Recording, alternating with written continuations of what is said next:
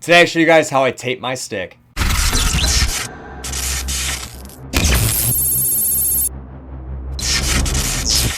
What's going on, Third Army? Putting the final touches on my stick for the big trip to Prague. The new setup has a beautiful Epoch Dragonfly Gen5 C30, and it is a smoother shaft. Doesn't really have grip to it as much as I'm normally used to, so I'm going to tape it up, and I figured I'd show you guys how I do it. We're going to need two things besides the shaft itself to tape it up. The first thing is going to be tape. I'm a big fan of Renfro tape. I've been using it for ever because of hockey. It's kind of my number one go-to for hockey or lacrosse. I like it over just normal athletic tape that most people use on their sticks because it's a little bit more durable, has a softer feel to it. It's less papery. It's more of like a cloth. So that's kind of the main reason. The other reason, it's got good grip without being overly tacky. It doesn't really make your gloves really tacky. I kind of hate that sticky feeling. I'm more like kind of just like a grippy feeling. It sounds really vague, but it makes sense in my head. So I'm a big fan of Renfro. Out of all the hockey tapes or just any athletic tape, Renfro's the way to go. And of course, you need a pair of scissors. Well, you don't need a pair of scissors, but I like things to be neat, so definitely get a pair of scissors. Makes your life a lot easier. So here is my new beauty. It's a Maverick metric on a Gen 5 Epoch Dragonfly C30. Strung up with this new pocket that does not have a name yet, with some custom thrown mesh to it. Just unbelievable. There'll be a few videos on this bad boy, so let's not focus on that. Let's focus on taping the shaft itself. So there's actually kind of 3 steps to make this happen. First, what I like to do is just attach the actual end cap to the shaft with just a wide piece. So I do the full width of the tape and all the way around just once, and that's kind of our base. So let's start there. So let's grab our tape, and the first thing I like to do is kind of just take off the top layer of tape. This is just where it kind of gets dried out and hard. Just want to get down to where the tape's really nice, so I just want to cut that off and discard it.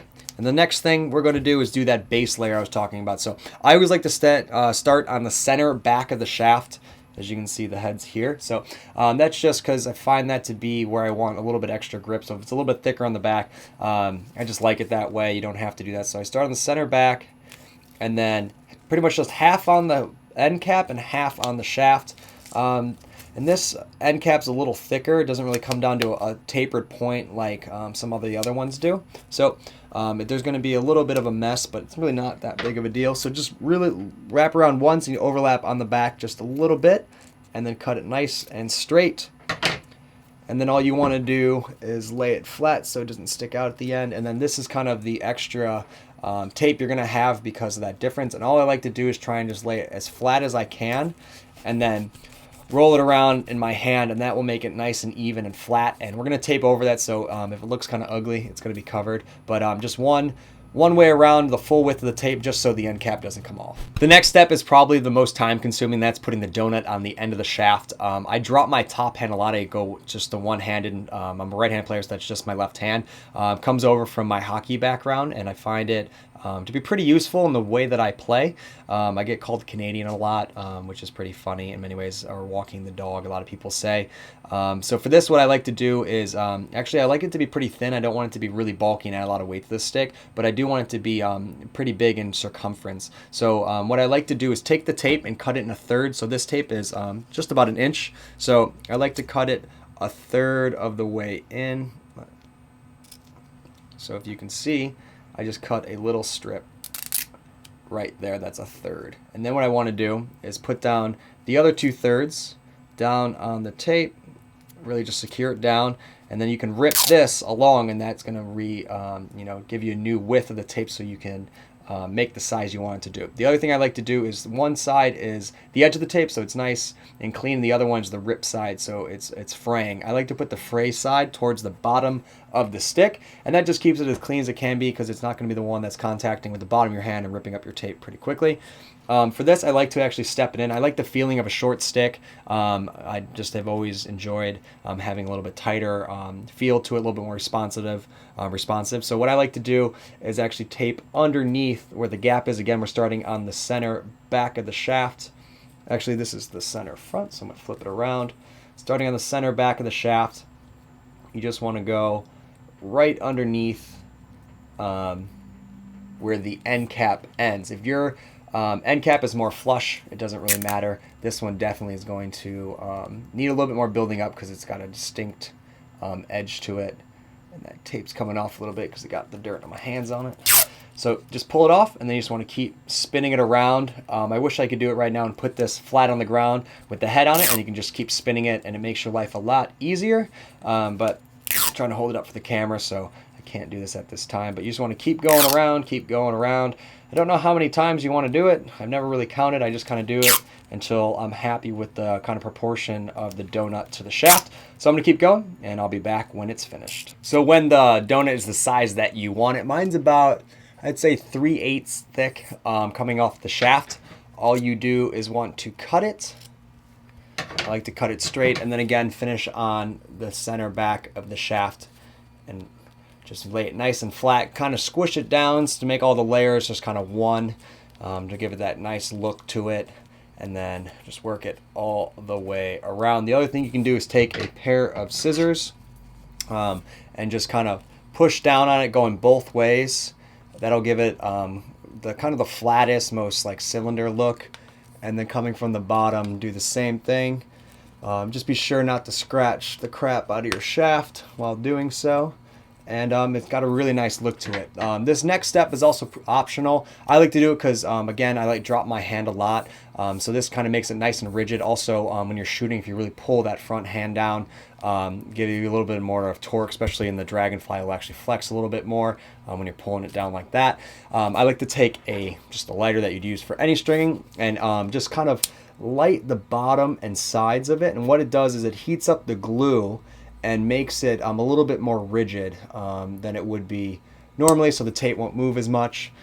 Just be careful. It'll be a little bit hot, and since it is tape, when you heat it up, the glue will melt a little bit, and if it gets on your skin, it's going to burn. So you just kind of work your way around as a little bit of a secondary step to step 2 if you want to do it. And it just hardens it up a little bit. So I like to go along the bottom and then also this way, just working it around. If you get too close, it will singe the tape and kind of ruin that nice white tape look. So you want to keep it, a good 1/2 inch to 1 inch from the top of the flame. And when you're done, it has a little bit, definitely stiffens it up a bunch and gives it a lot more responsive, nice feel. And so when you're really cranking on it, it doesn't just like kind of fly off or just kind of move on you. So it's definitely a good kind of bonus step. So you want to take the other 2/3 of the tape that you didn't use. You can see right here is the divot from doing the donut.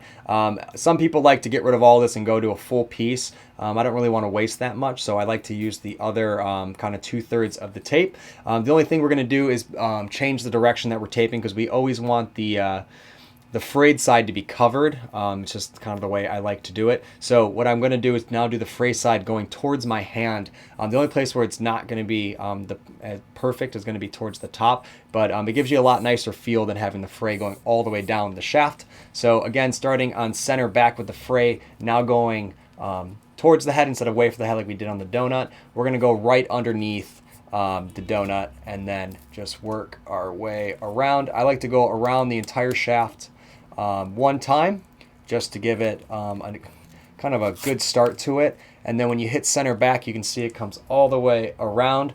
That's when I tip the tape at probably a 25-degree angle and start making the rest of the way around. Just when you start off, since it doesn't have that pitch yet, you're going to have to overlap a little bit more than you will down the rest of the shaft. But you can see right here the finished edge is exposed, and I like that it's going this way. Chris just demands everything to be taped this way. Gives you a little more grip when you're coming down. I don't like that as much, again, because I'm using my bottom hand, so I want the grip going this way. Just gives you a little bit more feel to it and what direction you want. Again, something that definitely comes from my hockey background. A lot of you guys know, heel to toe, toe to heel on the tape will give you 2 different feels.